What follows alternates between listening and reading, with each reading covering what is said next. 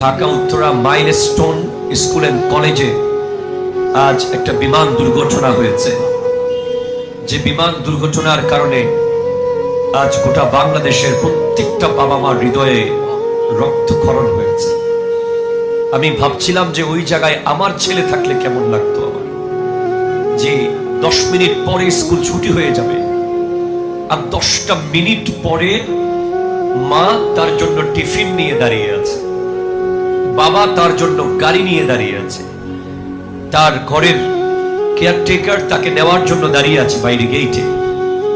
ঠিক সেই সময় স্কুলের ভেতরে এসে একটা যুদ্ধ বিমান যখন ভূপাতিত হয়, তখন মানুষ পুড়ে যাওয়াটা তো স্বাভাবিক, তবে আওয়াজ কেমন হয়েছিল, সে সিচুয়েশনটা কেমন ছিল।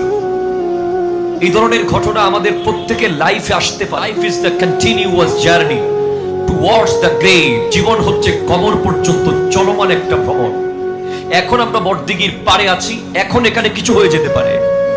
সেজন্য আমাদের সব সময় চেষ্টা করতে হবে চলাফেরার পথে আল্লাহর দ্বীনের কাজের সাথে সম্পৃক্ত থাকতে। ঠিক কিনা কথা জোরে বলেন। আমরা আজ দেখেছি গোটা বাংলার মানুষ কেঁদেছে, আমরাও কেঁদেছি, আমরা আল্লাহর দরবারে দোয়া করেছি, আমরা বাংলাদেশ বিমান বাহিনী এবং